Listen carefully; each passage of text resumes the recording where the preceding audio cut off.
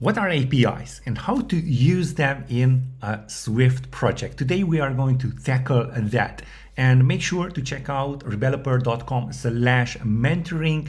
It's a Dev Factory, a 60-minute Zoom call with me where we can chat about Swift UI, or I can teach you Swift UI, or if you have a bug in your code, I can fix that for you in a 60-minute Zoom call at rebeloper.com/mentoring. And yes, do go ahead and say hi in the chat box and say where you are from, or if you have any issues or questions about APIs, do let me know. I will try to answer them today. Okay, so basically, what are APIs and what are we going to do today? Well, APIs is application programming interface. It's basically a connection between computers or computer programs. And the main point that you want to take away is that one of the purposes of an API is to hide the internal details of how a system works, exposing only those parts a programmer will find useful and keeping the consistent, even if the internal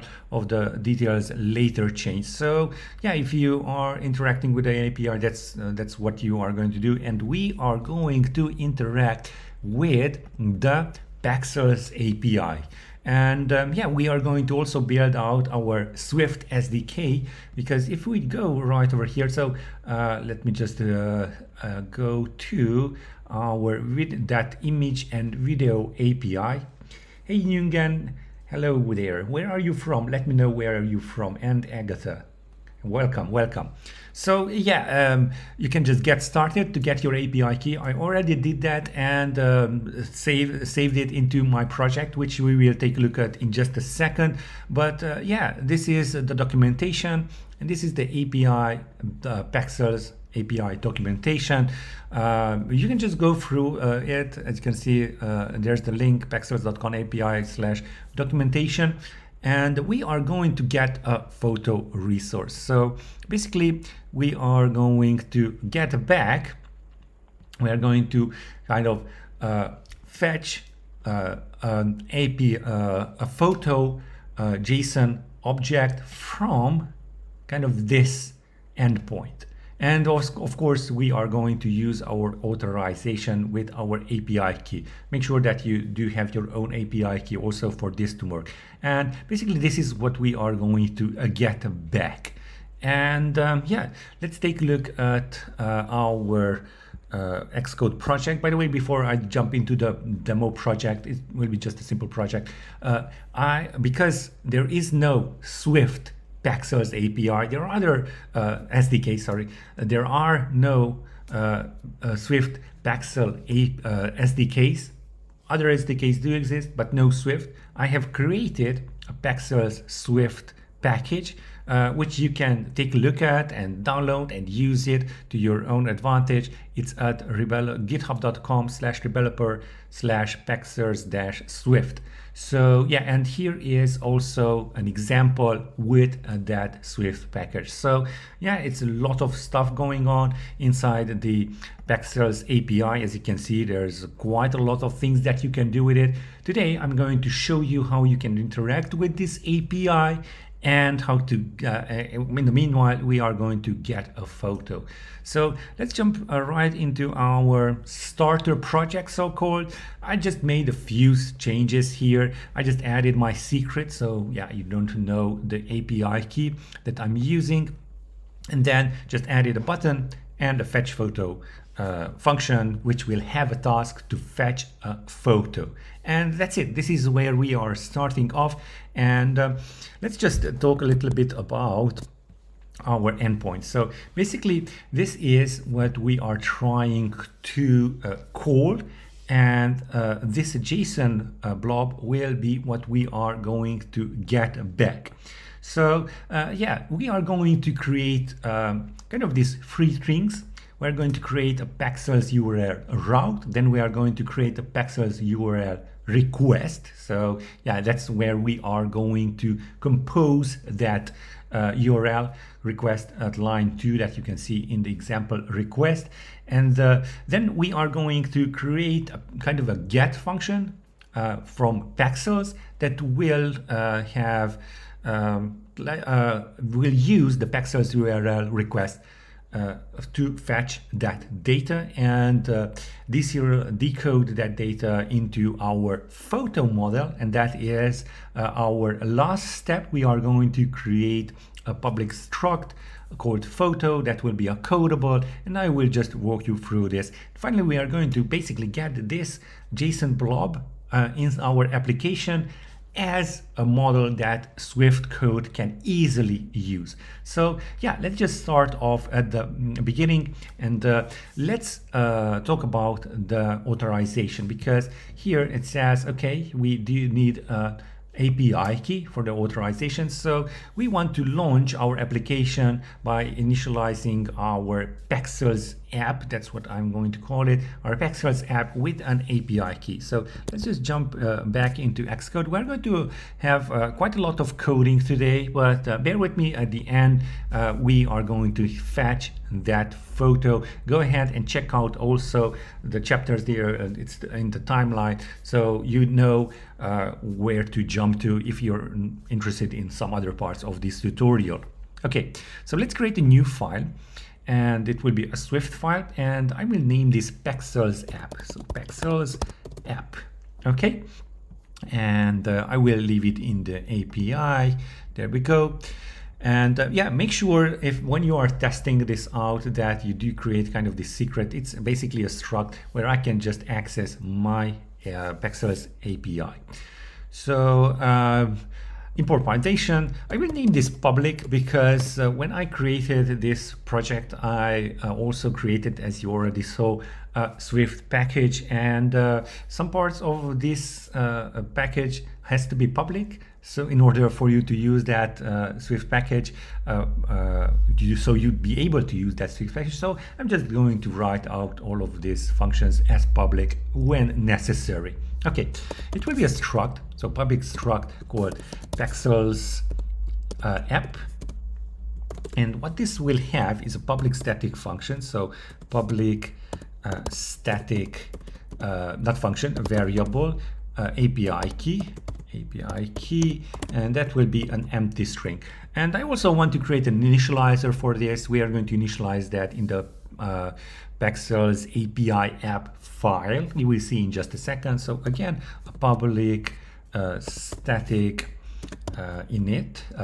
Well, actually, not an initializer. Let's just create a function of configure. So configure, it's much easier than the initializer. So API key of string, and what we'll do is just add that API, not PAI, API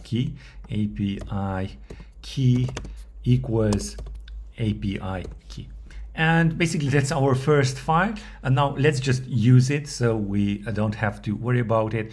In the app file, we are going to initialize, so we are going to override that initializer.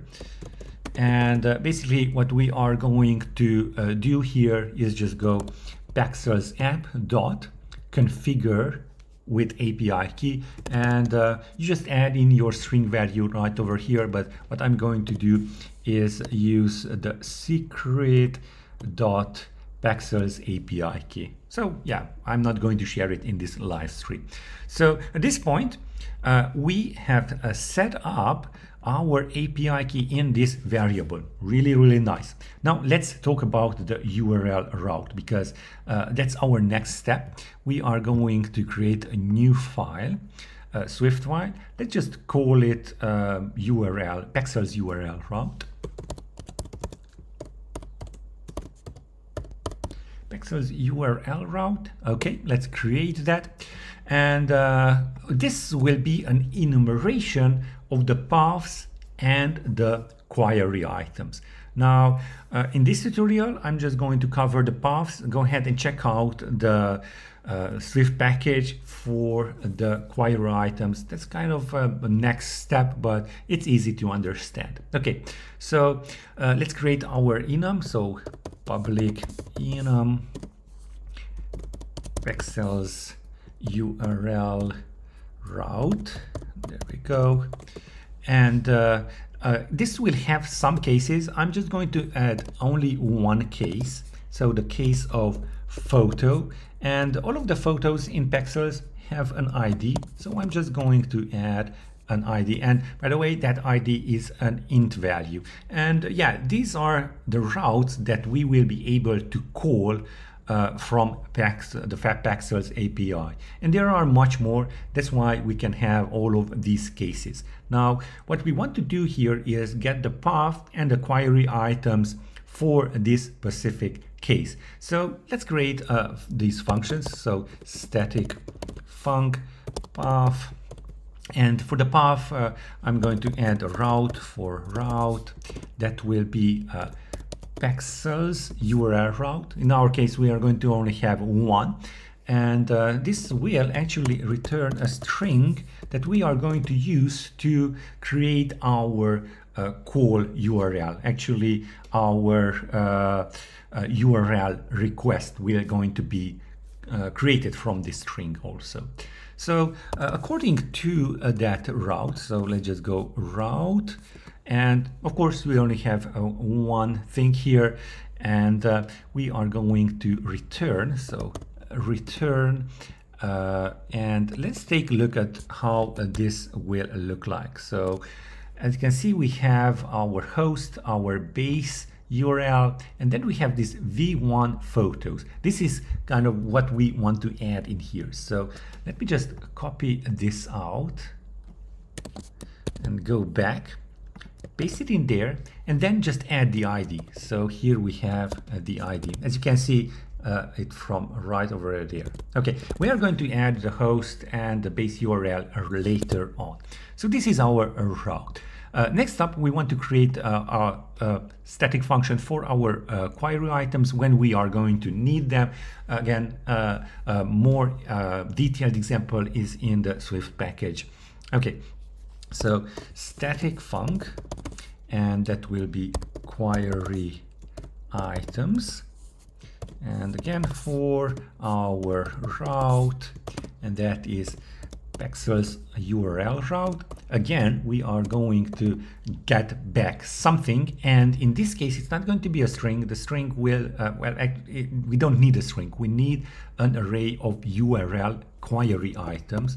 URL query items. We are going to use this array of URL query item to construct the URL request. That will be the next step. So yeah, make sure to just watch till the end.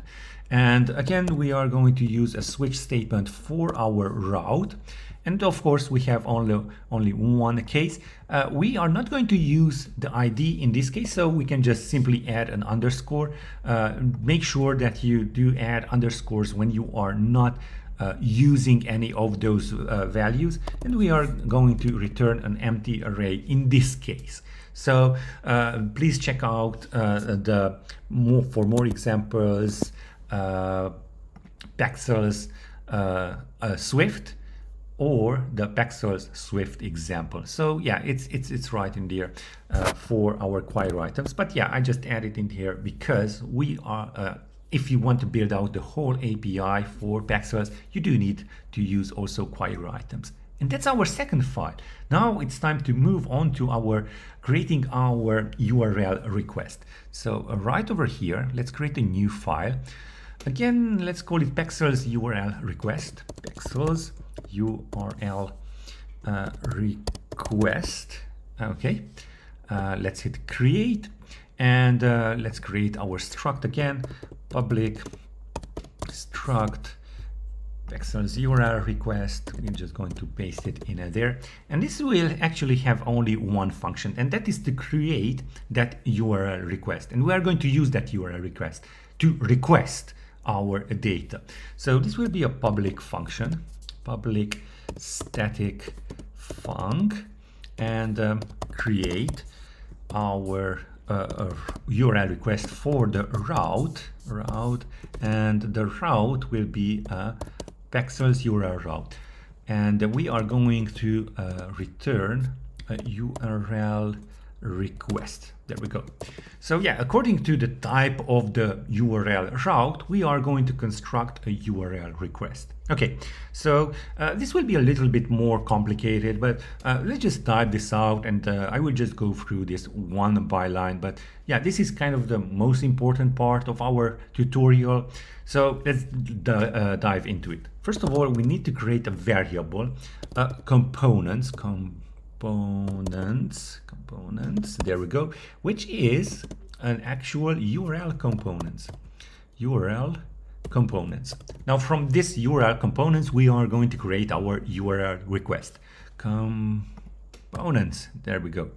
Now let's add some stuff to the URL components. So components.scheme. So there we go. The scheme will be HTTPS. So HTTPS. Let me just go back to our API documentation. There we go. It's HTTPS. Okay. Next up, we want to have the host. So components.host equals, and I'm just going to copy this out, api.pexels.com. That's right, just paste it in there. Okay, next up we want to add the path. So components.path, and yeah, we already did some work for this. So it's PEXELS URL route dot path 4, and how convenient, it is asking us for a PEXELS URL route, which we already have in here. So we are just going to add in their route. Now that's our route. So we are kind of like here. So we did create this, but other URL requests will have query items. So let's add also our query items. So first of all, we need to create them, and that will be an array of query items. So query items equals, again, we are going to use the URL route for the query items for that route. So this will just give us back an array. Now, if that array is an empty array, we don't need to add these query items to the components. But if it's not, then of course we are. So a simple if statement will do if query items.count is not equals 0, then we just go components dot query items equals query items. Really straightforward. Yeah. So now we need to create our URL, and that will be done with from the components URL. And actually that's an optional, because yeah, we might add in here some gibberish and it might not be a valid URL. So we are going to wrap that up into a guardlet statement. So if the URL equals and components dot URL. Otherwise, we are going to not return, we're actually going to throw some error. So we're not going to return, we are going to throw some error. That's why we need to make this as a throwing function. And we are going to throw, let's create an NS error here with a domain, where the domain would be bad URL, and let's just add in here that URL. So string describing and the components dot URL. Okay, and the code should be maybe 0. That's fine. Okay, so now that we got our URL, we want to create a URL request. This is what we want to return here. Let's see. Let's hit Command B. Let's see what's going on. Oh, we want to throw that NS error. And now it should be okay. We should have only this error. Okay, so we would just throw. What's the issue here?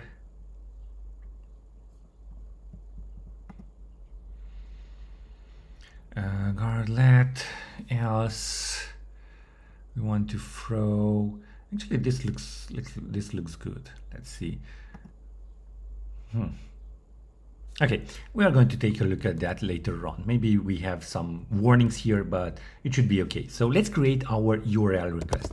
That will be a variable, because we are going to change that also. We are going to add in our authorization key. So first of all, URL request. Okay, that equals URL request. And we are just going to use the initializer with that URL and URL. Okay, let's hit the PMD. Let's see if we do have any error warnings. No, that's fine. So now that we got our URL request, we want to set the API key, and that's really simple. URL request dot set value, and the value will be our PEXELS app dot API key. That's a string, if you recall that, for HTTP header field, and this will be authorization. As you can see, authorization. So maybe you just want to copy that out and paste it right over there. Finally, we want to return our URL request. So yeah, it was kind of a long coding here, but basically this is what we got. Let's see, let's hit Command B. So we see all things are working okay. Great. So now that we got how to create our URL request, we actually want to get that data from this URL request. And for that, I'm just going to create a new file. It's going to be called PEXELS. And yeah, basically it's just another one function. So a public struct, come on, struct PEXELS, and yeah, let me just add finished here with the struct. But what I want to do here is create a general, so a generic T of codable, which I'm going to use in the get function, so that I can just import this T as a model into the get function. You will see that when we get to the end of this function, basically what we are going to be able to do with this is just use this function with any type of T codable. And I think we just had a subscriber. Thank you for that. Really, really nice. Okay, so let's create that public static func and a get, and I'm just going to have a route here of PEXELS URL route, and this will be asynchronous because it will take a while and it will throw an error. So let's just add it here, async throws. There we go, and it will return our codable. Really, really nice. And we are going to create our model next, so don't worry about that. It will be a photo. So first of all, we want to create our URL request. So let URL request equals what gives. We already created that. Oh, let's just go back here. So PEXELS URL request dot create for that route. So route, there we go. But this is a throwing function, so we want to add in here try. So we do try that, and now we want to fetch that data.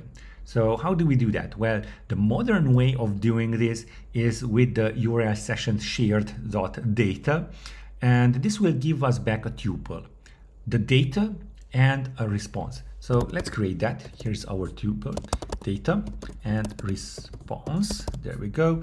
And that equals to try await, okay, and PEXELS, URL session dot shared dot and data for, and as you can see there it is with the async throws, and we need a URL request which we just created. Okay, so now we will have our data and response.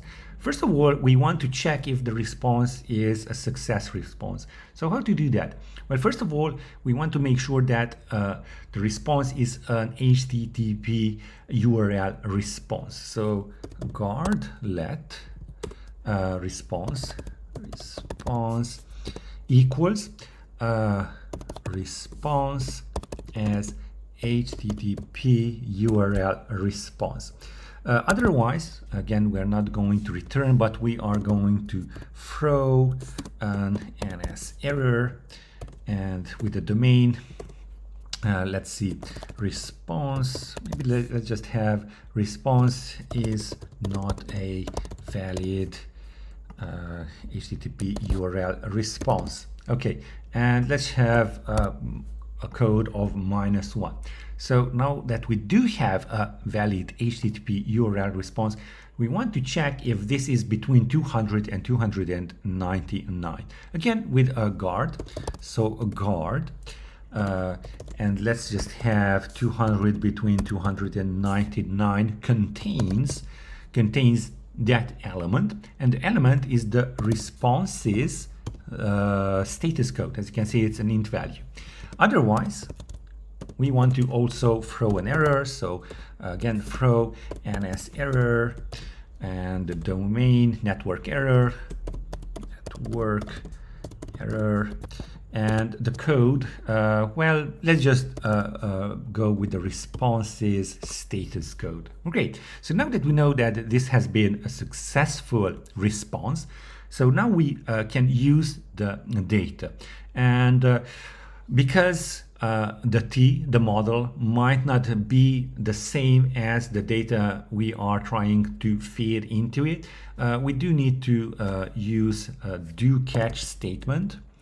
Do and catch. On the catch part, we are going to throw that error. There we go.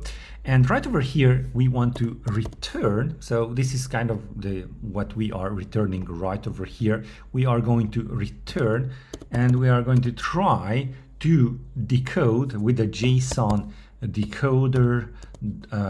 Let's just initialize that. Decode. Now, what do we want to decode into? T.self. And from what? From the data that we got from our URL session. And basically that's it. Now we should be able to have a valid model that is codable from that PEXELS URL route, which is photo with ID. Really, really nice. Now we are getting really close. Now what we want next is to create this photo model. And let's just take a look at our JSON blob here. I will just copy this out, or just hit copy right over there. And what you want to do is just go to app.quicktype.io and just paste the JSON right over here. So now that we have this JSON file, it is converted into real Swift code. And instead of welcome, we want to have this as photo. Come on. Oh, not over there. Photo. There we go. Photo. It's automatically updated. And I believe everything else is really okay. We have our coding keys. We have a source. And we have all of this marked. Okay. Next up, let's just go back to our Xcode project and create that file. So new file, Swift, photo. And basically just copy all of this out. So let's just copy that out and paste it in there. Looks really nice. So yeah, we just created that. And finally, here comes the source, the moment of truth. We want to create the fetch photo action. So it will be inside the task because this is an asynchronously throwing function. Let me just create that do catch statement. Do catch, and here I'm just going to print out, oh, not privacy, but print out the errors localized description. Okay, if we did have an error, it will be printed out.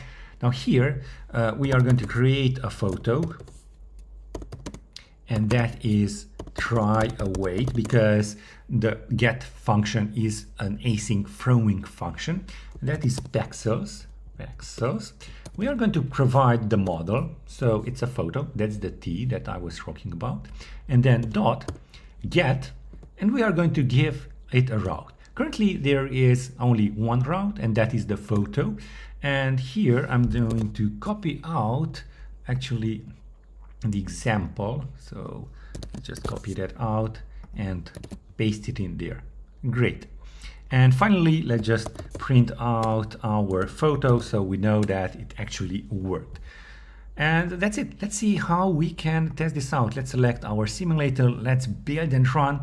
And hopefully we will see that photo as a model printed out inside our console after we, of course, tap the fetch photo button. Let's just wait for this to load. There we go.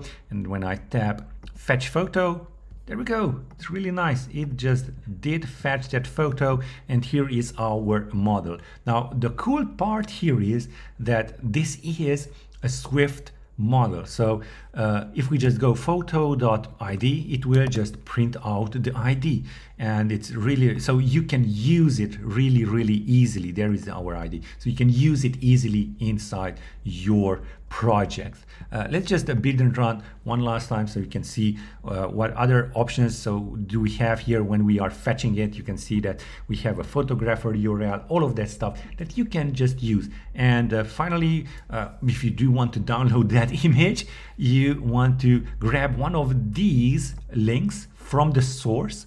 It could be large, 10x, large, medium, small portraits. So we do have the JSON blob already has all of these inside as URLs. All you need to do is fetch the corresponding one. It could be landscape, it could be tiny. Now, if you did enjoy this one, I highly recommend that you take a look at Dev Factory, a 16-minute Zoom call with me. It is at rebeloper.com/mentoring. And yeah, do go ahead and check out youtube.com, my channel right over here, and take a look at the latest videos. And the latest one is what no one tells you, 4 tips to balance your work and life. It's right over here. Go ahead and click on it, and I will see you in those 4 tips to balance your work and life as a developer.